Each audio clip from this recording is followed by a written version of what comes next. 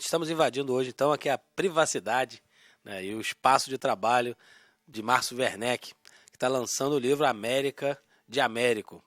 E é pertinente nesse momento. Ano passado falamos muito sobre os 500 anos, né, de história de Cabo Frio, e esse ano a coisa aparentemente tinha dado uma esfriada, mas a gente retoma essa discussão porque não é uma discussão que pode se encerrar com 500 anos, tem que prosseguir por mais outros 500. Né? E sobre isso, Márcio Werneck vai falar um pouquinho para a gente. Tudo bem, Márcio? Como é que você está? Tá tudo tranquilo, é um prazer receber vocês aqui. Márcio, me fala a princípio, como é que foi a pesquisa para esse livro e toda essa polêmica. Você fala um pouco para a gente sobre essa polêmica que foi levantada e ano passado foi bem estimulada nessa questão. Aonde foi fundada a feitoria de Vespúcio? Se aqui, Arraial do Cabo ou Ilha do Governador? Olha, são 24 anos de pesquisa. E é uma pesquisa um pouco diferente da pesquisa, da chamada pesquisa acadêmica, porque eu não me restringi em ficar dentro dos centros de documentação. Num determinado momento, nós entendemos, quando eu digo nós, a equipe que sempre trabalhou comigo, especialmente Penha da Silva Leite, minha mulher, que era possível haver vestígios arqueológicos da passagem de Américo Vespúcio em Cabo Frio e também de Pau-Brasil. Com esse entendimento, a pesquisa já tinha 6 anos de andamento, hoje ela faz 24 anos, nós fomos para o campo. Quando eu digo nós fomos para o campo, nós fomos para a margem continental da Lagoa de Araruama, na Boca da Barra. E, para enorme alegria, nós começamos a encontrar uma série de vestígios arqueológicos e uma série de vestígios botânicos também. Quer dizer, a primeira vez que se fala de pau-brasil em campo, no tempo moderno, em Cabo Frio, foi a partir da nossa descoberta. Em 86, decorridos 7 anos de pesquisa, se eu não me engano, nós registramos tanto os vestígios arqueológicos de Américo Vespúcio, a primeira fortaleza portuguesa do Brasil, na Boca da Barra de Cabo Frio, como essa floresta de pau-brasil, e uma série de outros vestígios que acho que ao longo da nossa conversa a gente pode abordar, no IFAM. Tudo isso foi muito complicado porque o fato de não ter formação acadêmica, eu também não tinha uma fonte permanente de financiamento dessa pesquisa. Então, era um dinheiro que entrava da Prefeitura de Cabo Frio, era um dinheiro que entrava de uma empresa particular, outro dinheiro que veio da Secretaria Estadual de Cultura, e assim foi. Às vezes a gente precisava parar de pesquisar para arranjar trabalho, para, com o lucro desse trabalho, financiar a pesquisa. Com os 500 anos de Cabo Frio, que você citou na abertura do programa, houve uma oportunidade muito grande de nosso trabalho voltar à evidência, e a Prefeitura de Cabo Frio, através do prefeito Alair Correia, a Câmara Municipal de Cabo Frio, através do seu presidente Antônio Carlos Trindade, a Fundação Educacional da Região dos Lagos, Ferlagos, e o Centro de Imagem, colocarem dinheiro no que faltava, que era finalizar esse trabalho, em termos editoriais, e imprimi-lo. E, para mim, enorme satisfação, você pode imaginar o que é chegar ao fim de um trabalho de 24 anos. Chegava em determinados momentos que eu achava que, sei lá, acho que não ia dar mais, mas nunca desanimei. Mas 24 anos é uma coisa rara de trabalho, não é? É uma coisa que eu acho que eu nunca mais vou repetir. Vivo conversando assim com amigos. Vem cá, você conhece alguém que levou um trabalho 24 anos? O cara fala, não sei, acho que não, tal. Mas estamos aí, o trabalho vai sair. Acho que o livro vai ficar lindo. Ele está sendo... Ele é da editora Ágama, de Armação dos Búzios. O editor é Antônio Carlos Trindade Júnior, responsável pelaquela revista 500 anos, responsável pelo jornal Armação dos Búzios. O fotolitos e a impressão é numa super gráfica, é de ouro, no Rio de Janeiro, uma gráfica de primeiro nível. São 3.000 exemplares. Pelo fato de ter entrado patrocínio no final, no lançamento e nos eventos promocionais que podem se seguir, esse livro tem um preço de R$ 25. Nas livrarias ele vai custar 30, para você ter uma ideia, é uma obra de 350 páginas com 120 ilustrações em preto e branco. É uma obra que não é para esse preço. Então eu estou muito feliz. Eu ando meio nas nuvens. Estou muito feliz. E imagino que no dia do lançamento, se bobear, eu vou estar chorando. Ô Márcio, essa questão que você falou que não tem a formação acadêmica, você sente que isso, de alguma forma, criou um obstáculo, uma barreira também a nível dos historiadores, dos pesquisadores que têm essa formação acadêmica? Você sente algum tipo de rejeição por conta dessa não formação acadêmica? Vamos dizer que metade, metade. Metade do mundo acadêmico me abraçou e colaborou de uma forma impressionante. E outra metade, a rejeição, foi uma coisa gigantesca. Quando eu senti essa rejeição maior, e de certa forma havia uma razão para isso. Quer dizer, a história e a historiografia é invadida por uma quantidade de leigos muito grande, ao contrário, por exemplo, do que você vê na medicina, onde o cara que pratica é acusado rapidamente, embora tenha muitos também, mas é acusado de charlatão e vai para a cadeia. Na história ninguém vai para a cadeia. Bom, isso num determinado momento, já com a pesquisa em andamento, eu senti uma dificuldade gigantesca de ir adiante. E o que era essa dificuldade gigantesca? Justamente a questão de falta de formação acadêmica. A questão de teoria, a questão de metodologia, e resolvi estudar também metodologia. Parei a pesquisa e resolvi estudar. Eu já não tinha muito mais tempo, eu já não sou mais criança, não havia uma uva aqui em Cabo Frio, era muito complicado eu voltar ao Rio de Janeiro para fazer um curso. Eu resolvi estudar metodologia e teoria. Isso foi um avanço na pesquisa, isso trouxe um enorme avanço na pesquisa. Para você ter ideia, Guaral, nesse momento que eu resolvi estudar, eu pauto minha vida muito pelos sonhos. Tá? Sonho é uma coisa fundamental. Quando eu deixo de sonhar, eu sei que está alguma coisa muito errada acontecendo comigo. Nesse momento, eu tinha um sonho recorrente, que eram um monte de papéis que passavam por cima de mim. Me atolavam, me sufocavam. Pô. E esse sonho, depois de estudar um pouco teoria e metodologia, esse sonho, graças a Deus, foi embora, porque era um sonho horroroso. A outra questão, e eu nunca confessei isso para ninguém, tá? Eu estou confessando para um historiador pela primeira vez,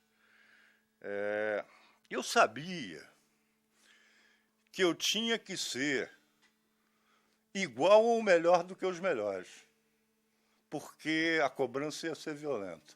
E eu não estava mexendo com um assunto qualquer. Eu estava mexendo com um assunto de âmbito nacional e até mesmo internacional. Então não era aquele cara que... Minha mãe, que sempre criticou eu ter deixado de ganhar dinheiro para entrar na área história, né? Ela falou assim, você é maluco. Você sai do Rio de Janeiro, para fazer história de Cabo Frio, ela falava assim como se eu tivesse saindo do Rio de Janeiro para fazer história de Queimados. Tá? Sem o menor menosprezo à história de Queimados, mas uma história regional de pouquíssima importância. Não era isso, quer dizer, eu sempre gostei muito de ler, eu sempre gostei muito de história, e antes de me meter nessa empreitada, eu tinha sido secretário municipal de turismo de Cabo Frio, e a minha formação anterior era o meio de comunicação no Rio de Janeiro, especialmente na área de publicidade. E sempre fui um profissional de médias e grandes agências no Rio de Janeiro. Então, o que ensinavam lá para a gente, em resumo? Quer dizer, qual é o produto? Quer dizer, que produto é esse que você tem aí para vender? Então, quando eu vim ser secretário de turismo aqui, eu tentei equacionar esse produto. Eu era turista em Cabo Frio. Aí virei secretário. Aí, qual era o produto? Bom, o produto aqui, basicamente, era um produto geográfico, de ordem geográfica. Isso a gente levantou, eu acho, de uma forma brilhante no período que eu fui secretário. E comecei a perceber que havia um gancho histórico nesse produto. Eu falava de Américo Vespucci, mas era uma coisa vaga. Falava de francês, também era uma coisa vaga. Falava de pau-brasil, que também era uma coisa vaga.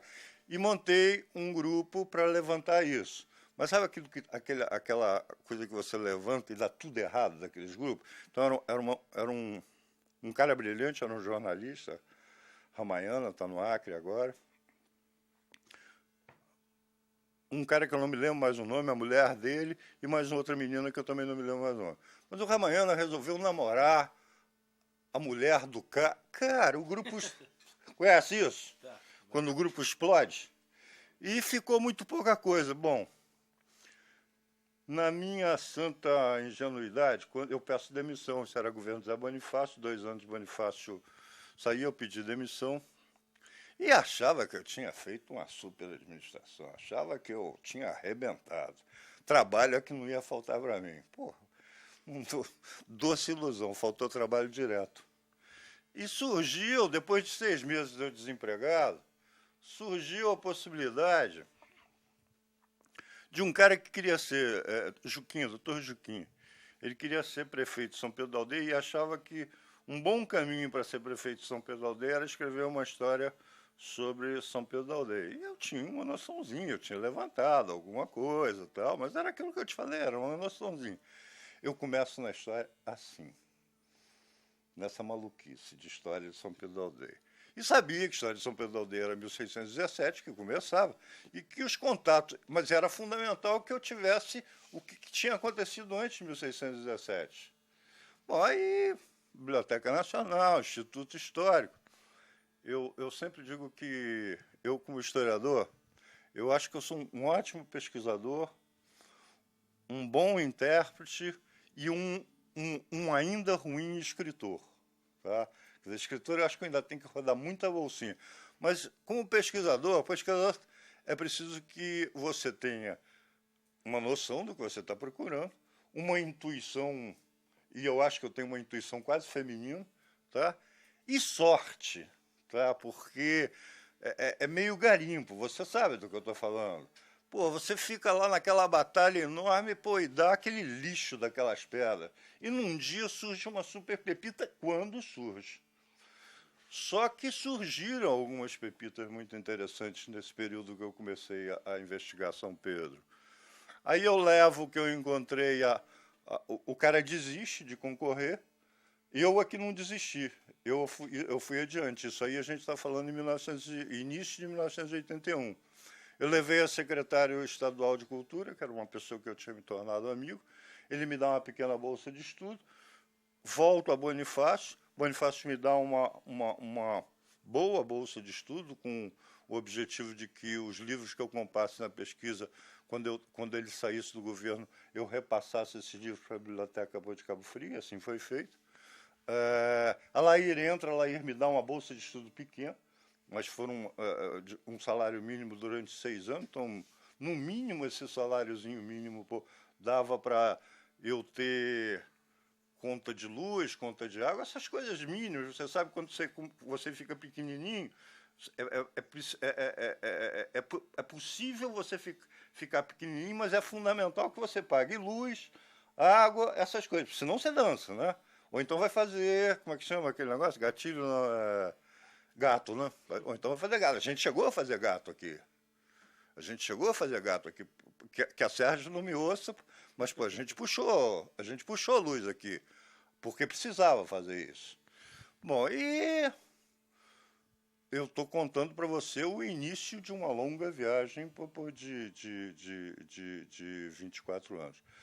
Eu acho que eu me desviei um pouco da tua pergunta, a questão de polêmica, mas acho que você pode perguntar ela de novo, que eu estou disposto a responder você. É porque uma coisa que a gente percebe, isso é uma briga que eu tenho desde quando eu me formei lá na UERJ. Você fez algumas perguntas, não é, que eu respondi a questão da briga de ser ou não ser um acadêmico, né? Acho que foi mais onde eu me fixei, né? Na verdade eu lanço várias, porque aí o que a gente for né, vira conversa. E, Márcio, quando eu me formei lá na UERJ, isso em 96, né, eu brigava muito com os professores, falava sobre essa questão. Por que nós, historiadores, temos que produzir textos para meia dúzia de pessoas, no máximo, terem acesso? Fica uma discussão parecendo, né, uma linguagem dos anjos, a gente fica sem que essa produção possa extrapolar os muros da universidade. E a gente sente que a rejeição que se tem, às vezes, pelo Eduardo Bueno, por exemplo, vamos citar um, né, por conta dessa não formação acadêmica. Mas, por outro lado, digamos assim, a divulgação que ele fez, ou o crescimento do interesse na história foi fantástico, né? Então, acho que isso a gente também tem que levar em conta. A sua linguagem está mais preocupada em atender essas pessoas que são leigas e querem saber um pouco mais sobre a história, ou... É uma ótima pergunta que você faz. Eu adoraria que esse livro que está sendo lançado tivesse essa linguagem que a gente pode chamar de divulgação científica. Mas não dá. Esse livro não dá. Esse livro ele é uma discussão que Bartolomeu de Las Casas já estava envolvido. 1520, pô. Bartolomeu de Las Casas já estava dizendo que Vespúcio era um farsante. E tinha um outro cara, que eu não estou me lembrando o nome agora, um português, vice-reitor da Universidade de Coimbra na época, que é comentarista de um livro sobre física, enfim, bagagem acadêmica, citado por Carlos Malheiros Dias, que diz que Vespúcio não, ele descobriu português, ele descobriu a quarta parte do mundo. Então você tem um Las Casas espanhol, que Vespúcio recebeu o cargo de piloto maior da Espanha, dizendo que ele era um farsante, e você tem um português que os historiadores portugueses hoje têm uma verdadeira ojeriza ainda a Vespúcio, como se fosse um usurpador de Cabral, enfim, essas coisas que é incrível como o nacionalismo também atrapalha, né, o entendimento da história, né? Mas a sua pergunta, o que era mesmo? Em relação a essa linguagem. A questão da linguagem. Não deu para refrescar na linguagem, pô. Você vai... Quando eu fiz 12, 13, 14 correções, sei lá, no livro, eu já não aguento mais, pô. Quer parar? Não, vamos. Eu não aguento mais, pô, ver esse livro agora.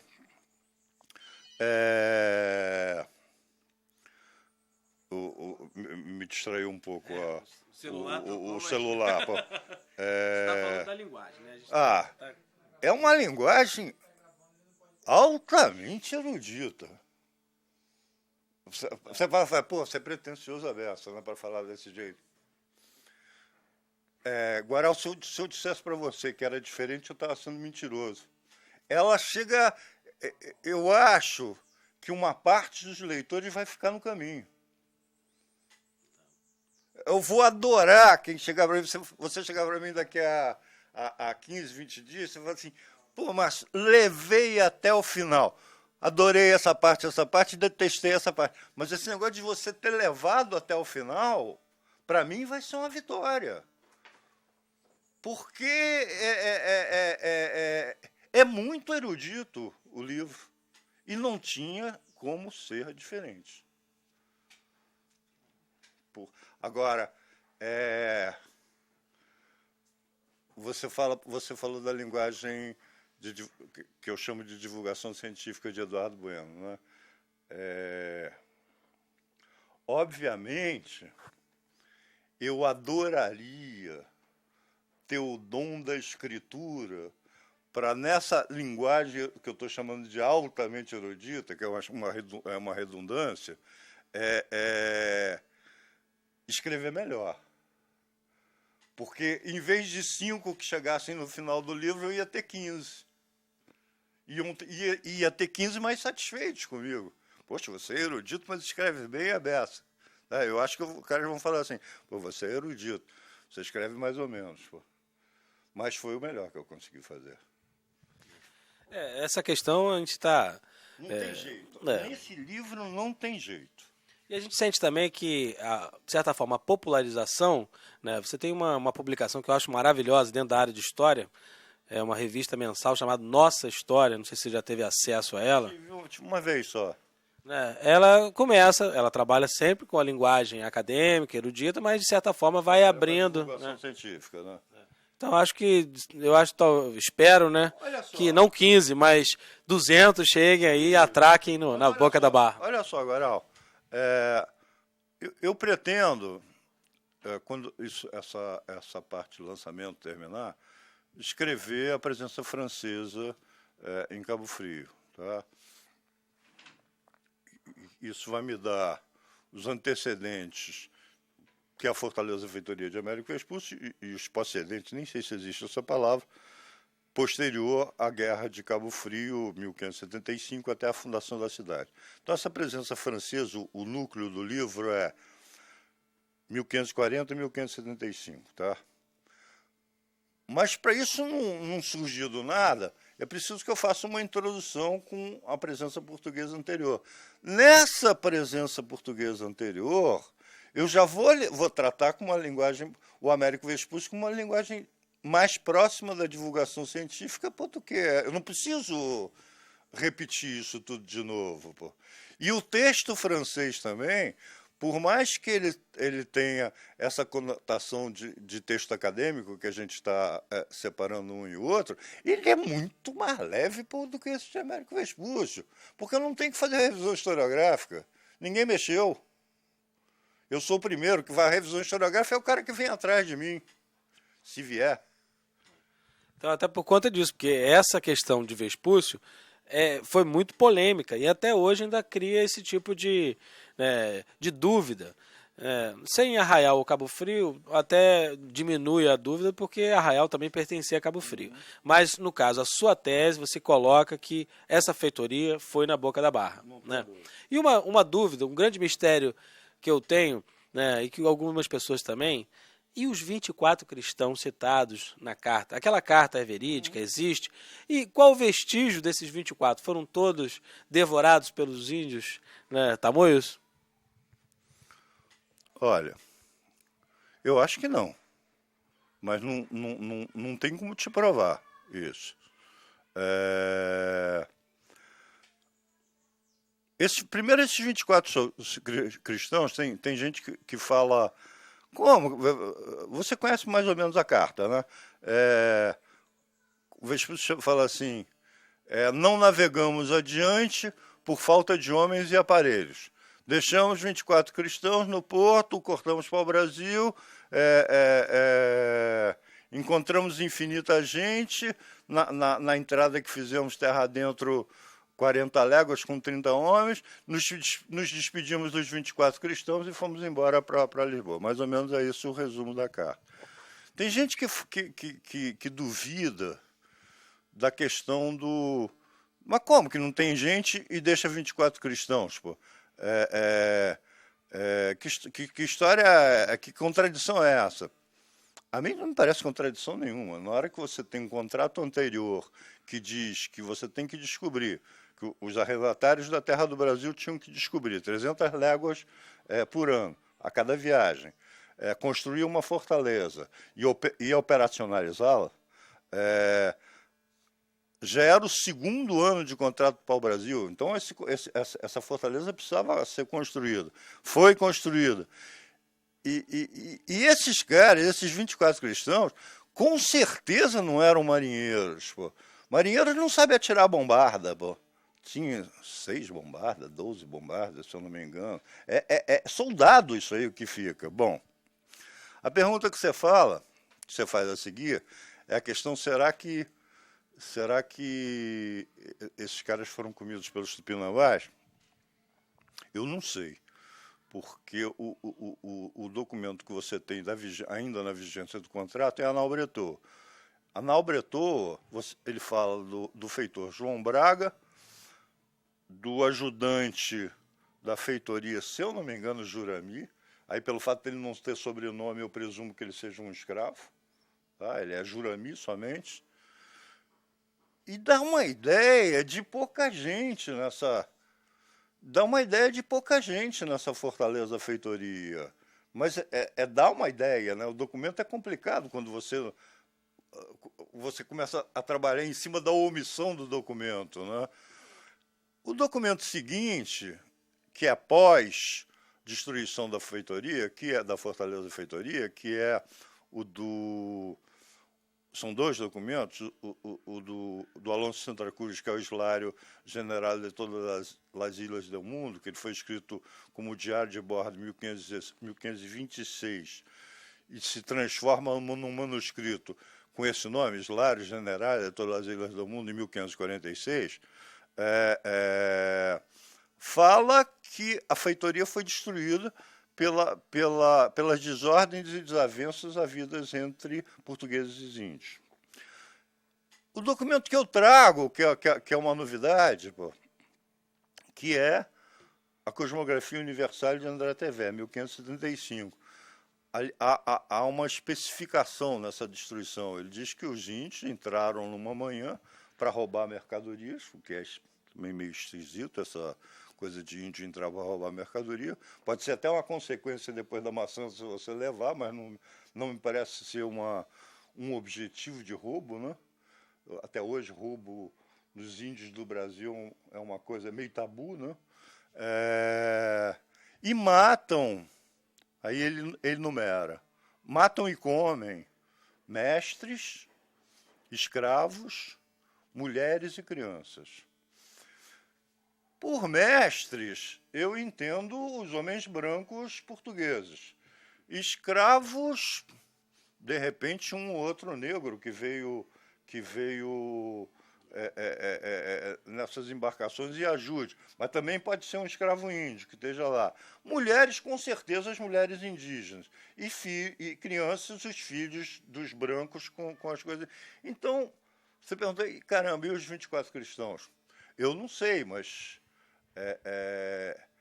a sensação que eu tenho é que ao longo de 1504, 1511 ou 1512, que eu estipulo como o final da Fortaleza Feitoria, houve uma gradual substituição de guarnição militar de Fortaleza passando para a feitoria.